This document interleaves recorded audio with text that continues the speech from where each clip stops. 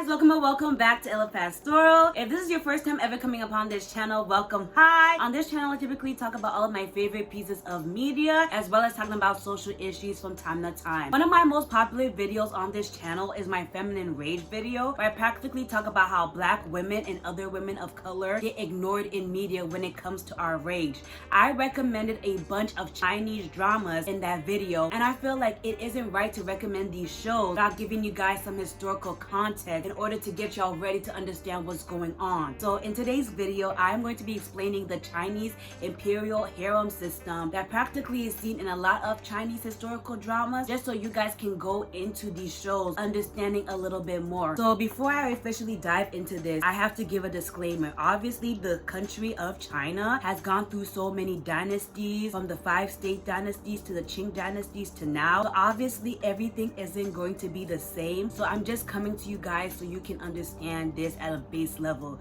So before y'all come for me in the comments, this is supposed to be a base level knowledge explainer type video, okay?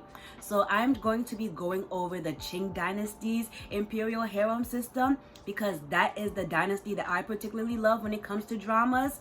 And so here we go. Do you guys ever wonder why I don't post more controversial stuff or make longer form videos? Well, this is why. Because of YouTube and the K-pop stans particularly, I got my first ever channel strike. And you might think, damn, what did you do to make them that mad? Well, I still don't know. And even though I appealed it, YouTube said we don't care. And that's why I aggressively want to plug in my Patreon page. Patreon is a website that practically allows creators like me to post their more controversial stuff without YouTube and all of the other sky daddies getting mad at them. So I want to tell you guys all of the fun perks you can get if you subscribe to my Patreon page at Ella Pastoral on Patreon. There is a bunch of things that I particularly give my Patreons, from being involved in polls as well as having early access to my videos, and I am going to be working on more exclusive videos that I can now post on YouTube because YouTube hates me. Woo! I have a lot of fun with my Patreons because there is a new feature on Patreon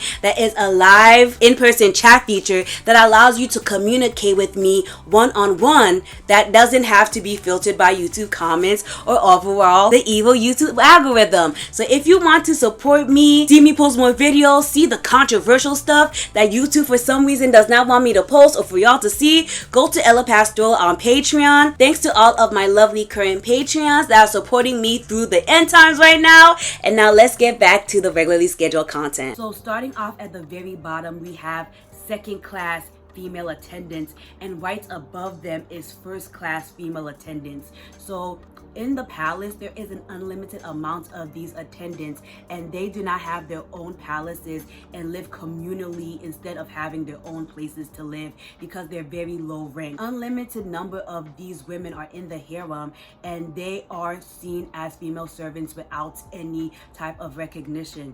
A great example of this is with one of my favorite characters from the drama I'm watching right now called Harem. Excuse me for butchering how any of these characters' names are, but I'll be putting the official name on the screen for you guys to see. She is a female attendant, and a lot of the drama surrounding her character goes around the fact that she is low ranked and isn't really favored by the emperor. So she is consistently getting bullied by the people above her.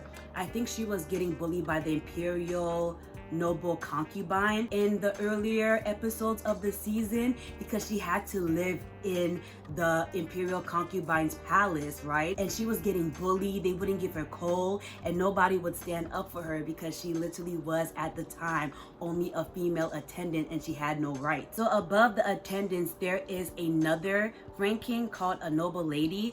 But to be honest, the noble lady doesn't really have rights. It's just only a little step above an attendant. But now we're gonna get into the ranks that we see in most dramas, right? Because a lot of the dramas, unless they start off with, you know, an underdog working her way up the rank, we don't really care about those people because they don't really have rights. So above those ranks is an imperial concubine. Once you become an imperial concubine, you start to actually have status and you start to have your own palace, and people don't really shame you as lower class because now you're seen as being a part of the actual harem. Like noble ladies and the attendant classes, they get to sleep with the emperor, but they're not really favored. That's why they're literally at the bottom of the totem pole. But once you start to be an imperial concubine, you start to actually get a tiny bit more respect than you would have if you were in the lower 3 ranks. And typically there are 6 of these ladies.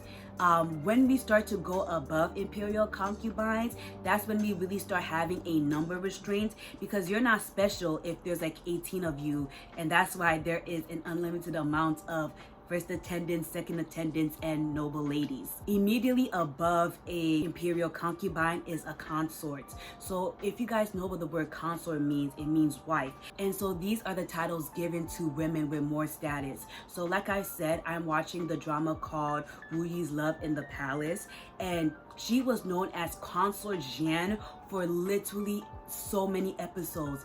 And even though she isn't really high ranked because of all of the other factors that are going on in the show right now, she was literally respected because of how much love the emperor had, and she was a consort. There can only be 4 consorts in the whole entire harem system, so you really need someone to die in order to get your rank up into a consort position. And so above consort, it's imperial consort, and that just gives you an extra spice. And there are 2 of these women inside of the palace, right? And so as you're slowly starting to get up in the system, you start to have more luxuries. People start to respect you more. You're practically allowed to travel in the sedan, which is practically a chair where people lift you up. So you're literally above people who are below you, which is really, really cool.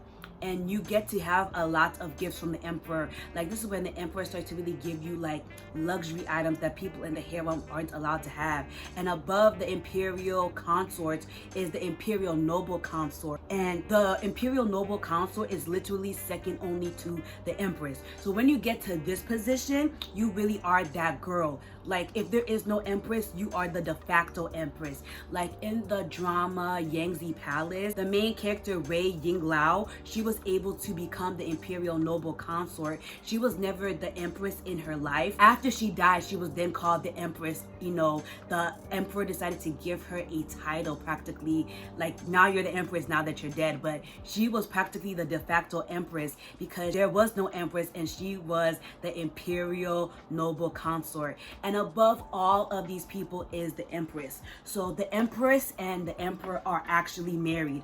Like, I know I said that there are consorts in the harem, but none of these people are officially the wife of the emperor. The only official wife of the emperor is the empress, and there is a bunch of rules surrounding the empress that distinguishes her from all of the women underneath her. For example, she is the only woman in the harem that is allowed to have a portrait with the emperor. All of these other women have portraits of themselves and a portrait of the emperor, but the empress is the only one who is allowed to be photographed in a picture with the emperor. It's actually a huge deal. It's a major taboo if the emperor lets anybody else have a portrait with him. If the emperor is the sun of the empire, then the empress is the moon of the empire, and she is supposed to be a role model for literally the entire nation, but specifically the harem. So if the empress starts wilding, everybody starts looking at her sideways because she is supposed to keep the harem in check. She literally has like uncontrollable power, and the only people that can really check her are the empress's mother, who is typically called the Grand Dowager Empress, and the emperor. So in a lot of these palace dramas, whenever the empress does anything, literally everybody below her will run to either the empress dowager or the emperor and practically like, help me, the empress is literally abusing her power. Like, they always try to go above her, but the empress can literally be like, you consort Jin, you have disrespected me, and she'll literally be like, your punishment is to get hit with 10 strokes. Like, they'll literally be hitting them. It's actually madness, and literally nobody can say anything except for the emperor and the dowager empress. And typically they let the empress have her own power because, I mean, she's the empress. It depends on which drama you're watching and how much power the empress has, but the empress typically has a bunch of power. And what happens is that typically the crown prince has his wife, and a couple of concubines underneath them, but whoever his main wife is eventually becomes the empress. So getting engaged to the crown prince is a big deal in these dramas. It's literally an express way in order to become the empress, which practically means you become the mother of the nation. And even though, like I said, the empress has a lot of power, the empress's role is not a permanent thing. In all of these dramas that I watch, there are so many people who actively work against the empress and try to do everything in their power to lose her position as the empress so that they can become the empress, right? And if you don't have kids, I'm sorry, if you don't have a son and a prince that is talented, healthy, all of that, it also really affects your position as the empress. So an empress can lose her position for treason, infidelity, witchcraft, abusing her powers, killing imperial heirs. Those are the ways that I've seen in dramas that the empress has lost her position as the empress. And yeah, I really hope this video can serve as a resource for y'all, because I promise I'm going to be talking about Chinese dramas a lot on this channel coming in 2024 and even 2025, because Chinese dramas have some of the most in-depth plot lines.